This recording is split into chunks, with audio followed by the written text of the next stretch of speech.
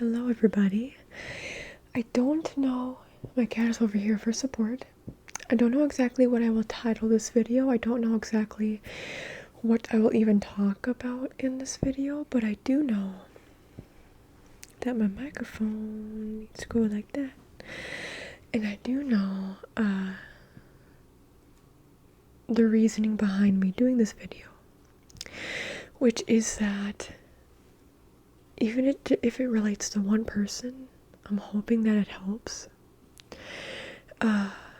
Whether you relate to it, whether you know, not even know somebody, it's just, yeah, if you relate to it anyway, whether you're in a similar situation or not, going through something similar now or have, this is something I feel very passionate about, and it's something I have felt passionate about since I've started my healing journey, kind of slowly separating myself from my father. So if anybody hops onto my live streams ever, then you know that I've talked about my dad before. And on one of my recent live streams, I said that there was a letter that I saw was being sent to me in the mail from my dad. And this is significant because I live in a different state from my father. And I don't talk to him anymore. Since November, maybe early December, I cut ties with him completely, went no contact. Before that, I was not no contact, but I just didn't see him very much. I didn't talk to him very much, which is also because of distance, but also because I wanted it that way. He didn't know that, but he didn't put in effort anyway to see me or talk to me, unless if he was seeing my sister, and who lives in the same state as me, and then I would travel and go to her place and see him there.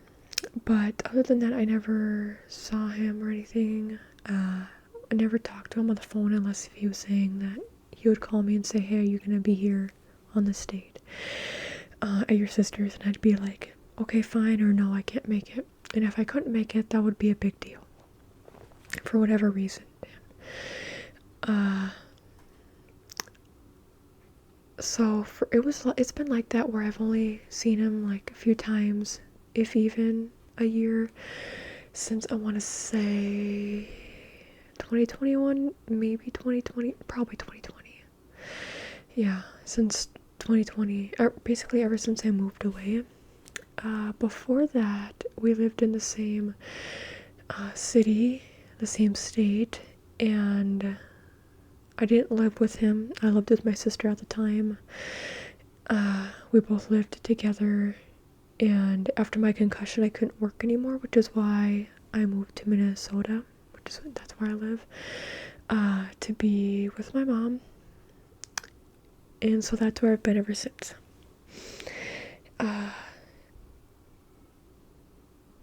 After I got my concussion, I was still from February until August, February, March, or May, so around half of a year, 6 months, I was still in my hometown, and I was trying to get treatment for my concussion, and it could not, nothing was helping. No doctors, no medical professionals were helping.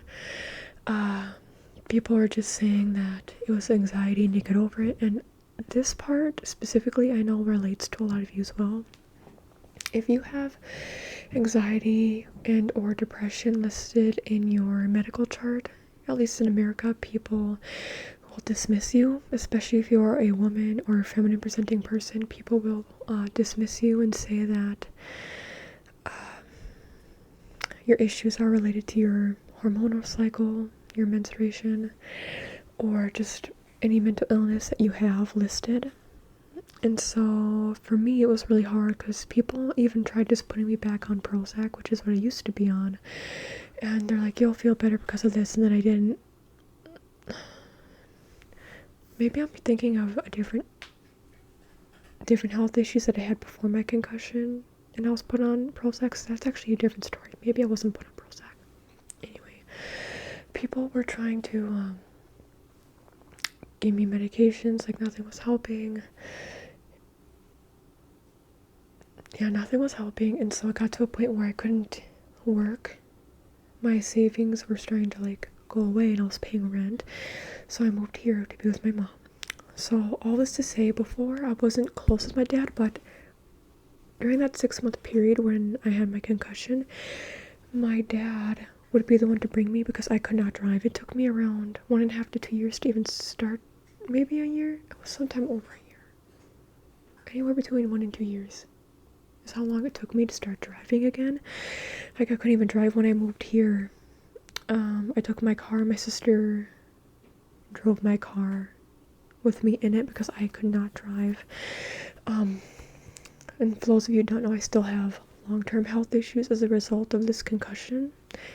Where it happened was where the head and the neck meet. I slipped and fell back on ice, and I was out. I don't know for how long, but I was out for a bit. Yeah, but that changed my life. Thankfully, no internal bleeding, but it did change my life forever. Caused chronic health issues. So anyway, all this to say, I needed help to and from different appointments. So my dad would be the one to bring me to these, right? And even during that time, when I was very vulnerable, I would say the best thing he probably ever did for me in my life was to bring me to and from these appointments. But our relationship was so bad that he would bring me to and from these appointments, and I would literally faint in the car, okay?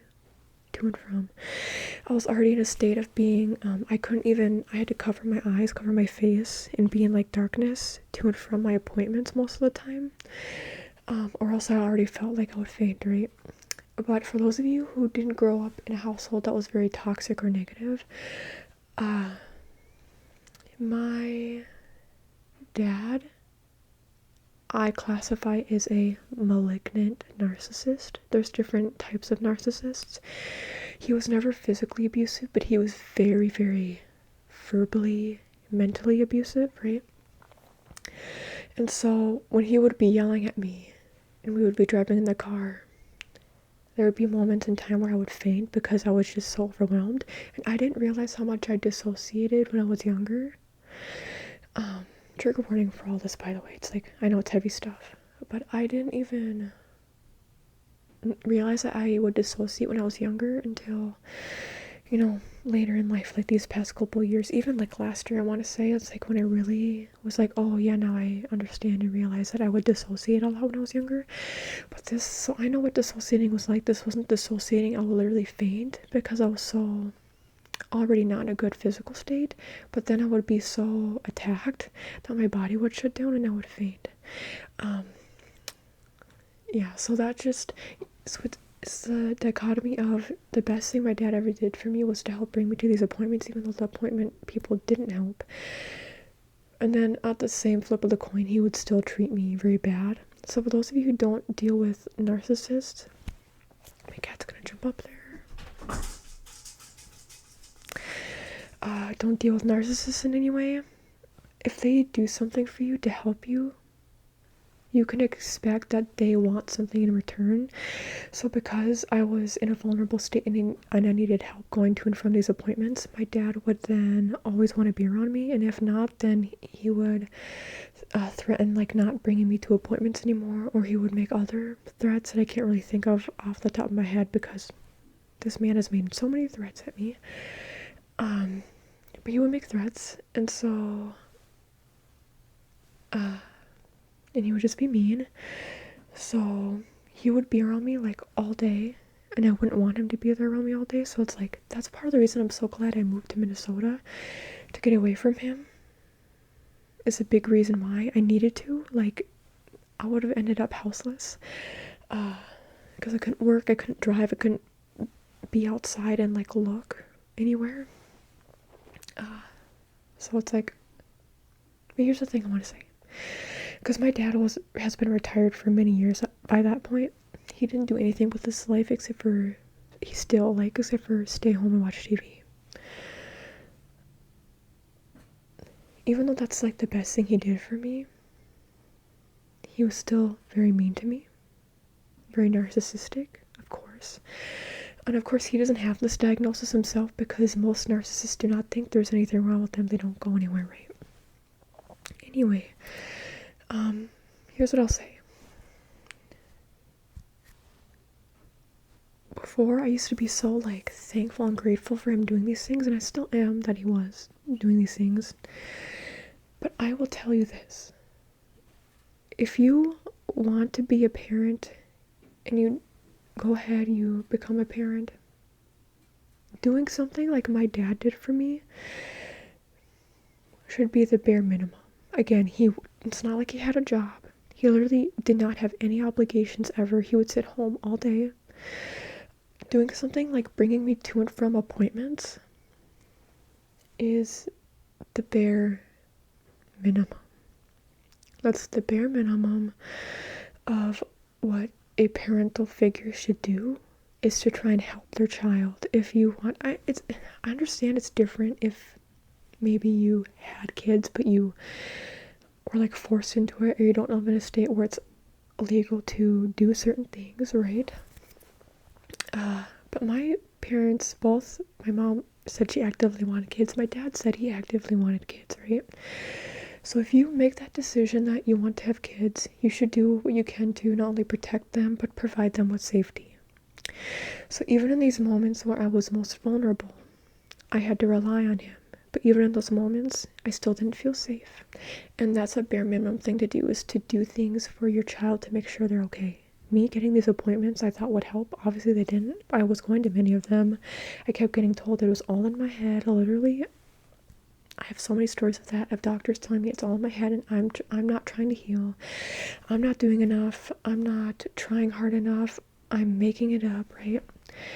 So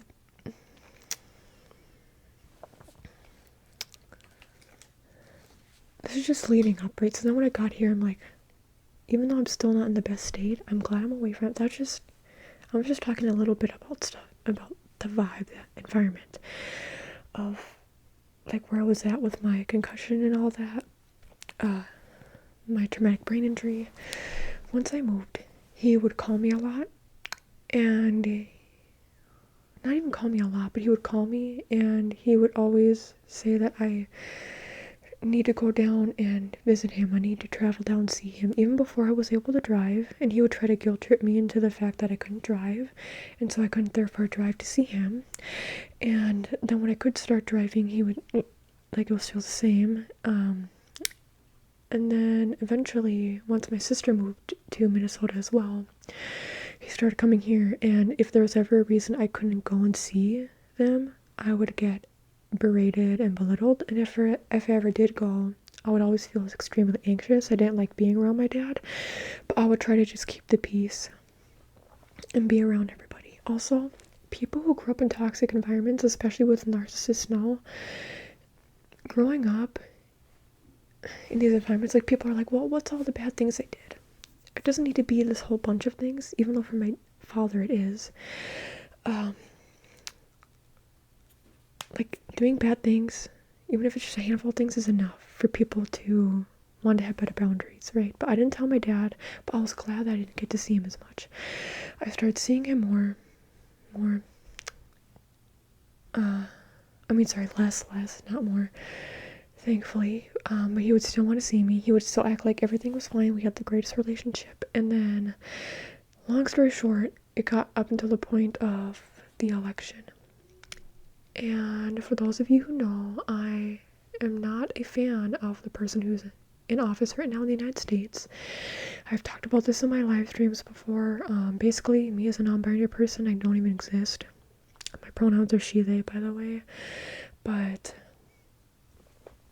basically, after the election, my dad, I told him, I'm like, if you vote for the certain somebody who's in office right now, I'll stop talking to you. And I told him that, and I just wanted a reason, because I barely saw him anyway, barely talked to him anyway. I'm like, I just don't want to. I already knew, because he already said, he's like, yeah, I'm going to vote for that person. I'm like, if you do, I am not going to talk to you anymore. And he's like, no, you still will. I'm like, no, I won't. So after the voting happened, something happened, and I called him up shortly thereafter, within less than a week, and I'm like, hey, who'd you vote for? He's like, oh, I voted for blank person in office right now. And I'm like, okay, well, that was the last straw for me, basically, is what I said. I'm like, you've never treated me with kindness. You've never been a good parental figure for me. And so, therefore, I'm going to go no contact with you. I do not want for you to contact me. And then I was getting a whole spiel. And he was being very angry. He wasn't trying to say sorry. He wasn't trying to understand. He was just very mean, right? And after some time of this, I just said, I was going to go. And he's like, whatever. And then he called me the B word. And then he ended the phone. I'm like, he's called me that before. I'm not surprised. And everything he was talking about, wasn't surprised. Taking no ownership for his actions. And then so I blocked him on everything, all socials, on my phone number. And then my mom got a call and a voicemail saying, like, Brittney, like, can you tell me how Brittney is? And my mom texted him.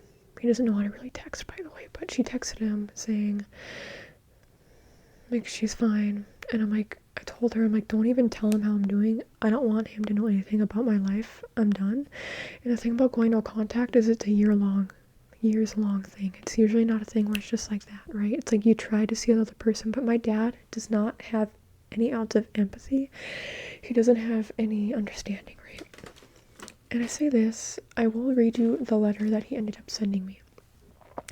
The reason I say all this is because I want y'all to know, seriously, it doesn't matter if somebody's blood related to you or if somebody's a longtime family friend, if you're in a long-term relationship, if somebody does not treat you with love, kindness, and respect, you have all the rights in the world to not continue talking to this person, to cut them out, to have better boundaries with them, whatever it is, right? To tell them how you feel. You have the ability, even if it's a parent figure or a sibling, to tell people, hey, I don't want to talk to you anymore, or have warnings like, hey, if you keep treating me like this, I'm not going to talk to you anymore.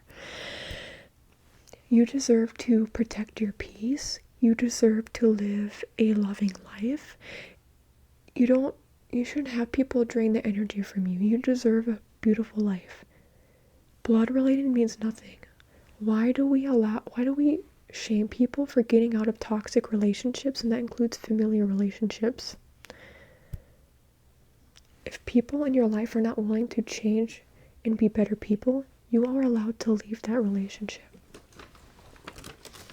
So, all that to say, I will be stating what my father has said to me. Oh, and he spelled my name right. I didn't notice that. He used to spell it wrong when I was younger. So, okay. Here's what my father said. Well, this is really something else, Brittney. I just can't believe why you are like this. What happened to you? You are a very brilliant young woman, talented, very, very smart, funny, and smart too. You need to go to work, Britt. You can't keep living with your mom and don't have a job. Underlined, no income. And you have to go out and enjoy life and meet a person who you can go out and do things together. I told him I'm not looking for anybody right now, and he said before, I need to find a romantic partner. And I know you want to move to a warmer state, and I don't blame you at all. Please get some help as soon as you can so we can all be a family again, okay? I would like to see you on your birthday. Please, Brittney, my birthday's coming up. Again, I treated you and your sister very good. I never treated you too bad. I'll be 73 in May. I don't know how much time I have left, so please make peace, Britt, with your sister and me, okay? I love you with my heart and soul. Love you, Dad.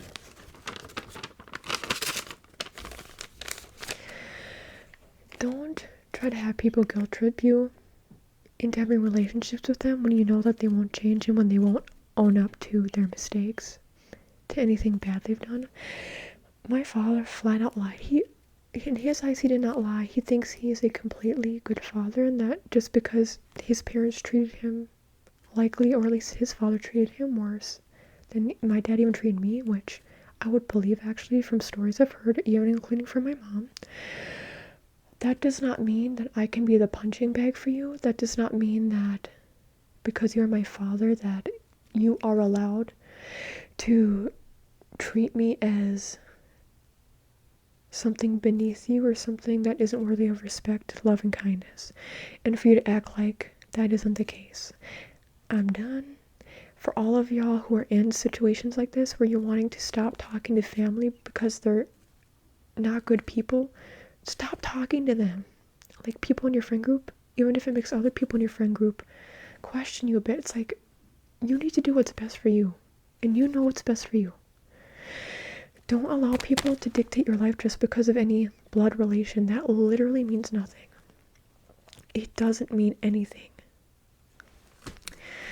Whew, this is therapeutic for me. I know it's heavy, and I'm not doing this for sympathy. It's literally so that I want people to understand, like, be strong. You've got this. Do what's best for you. Don't do what other people are telling you to do. Do what's best for you, even if people are saying that you shouldn't do that because you're blood related. That's not important. I just have to emphasize that. You deserve peace and love and kindness. I'll keep saying that until the ends of the earth. So yeah, if you relate to this, you're in a similar situation, I hope you find the courage and strength to break ties with anybody in your life who you need to. Please. Alright. If I can do more videos about, like, my past and stuff, because I really don't care. And I think some people need to hear this so that they can put their own lives into perspective, you know what I'm saying? But I'll head out. Bye.